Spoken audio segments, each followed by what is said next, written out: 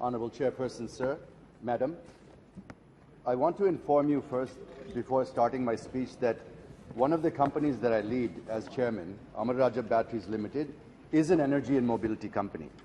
And this bill is quite close to the area in which we operate.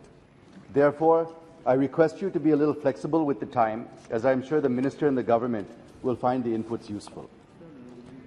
Madam, the thematic objective to bring this bill is to give legislative backing to the Honourable Prime Minister's Panch Amrit, which contains 5 nectar elements, right from sourcing 50% electricity from non-fossil fuels, reducing carbon emission by 1 billion tons, installation of 500 gigawatt hours of non-fossil energy capacity, achieving net carbon zero emission by 2070, and reducing the overall emissions. The road seems to be perfectly laid, but all we have to see is to what extent we will be able to extract the nectar. Since we have to take the states along, in spite of the fact that electricity is in the concurrent list under entry 38, technically the Government of India can achieve this. But I feel unless and until the Honourable Minister takes the states along, it will be difficult to achieve all the 5 elements. Madam, the bill as I see it aims to act as a facilitator to achieve COP26 targets. So I feel the proposed legislation is in the right direction.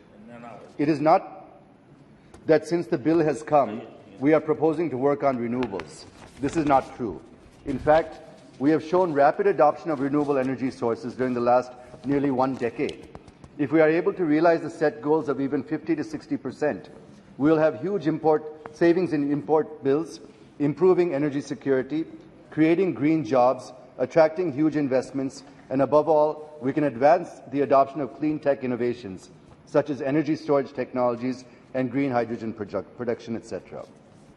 From every angle, this bill is of immense help to India and to its people, and hence I'm supporting it. Madam, with all that said and done, there are challenges to switch from fossil to renewable which need to be addressed. Otherwise, it will become a futile exercise. I will address them one by one, very briefly and succinctly. The first challenge, as I see it, is that we need policy consistency. If you look closely, the regulatory framework and procedures are different in every state because they define their respective renewable purchase obligations. This creates higher risk of investment in this sector.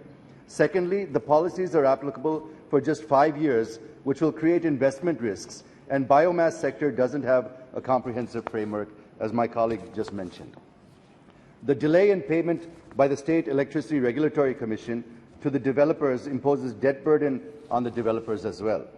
Thirdly, for commercial and industrial scale captive solar producers, a consistent metering policy is a must to encourage adoption. The second challenge, Madam, is taxation. I suggest for consideration of the Honourable Minister to revert GST to the earlier level of 5% from the current 12% on renewable energy equipment to encourage greater adoption.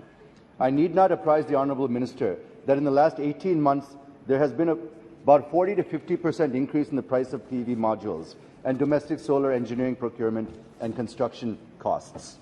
So I urge the Honourable Minister to discuss the issue with the Honourable Finance Minister and convince her that in order to achieve this Panch Amrit promised by the Honourable Prime Minister, we have to bring GST down to 5%, sir. Madam, there are infrastructure bottlenecks. There is insufficient integration with the grid, which affects the renewable projects. SERCs are not able to use all of the generated power to meet the needs. The transmission infrastructure should stay ahead of the renewable energy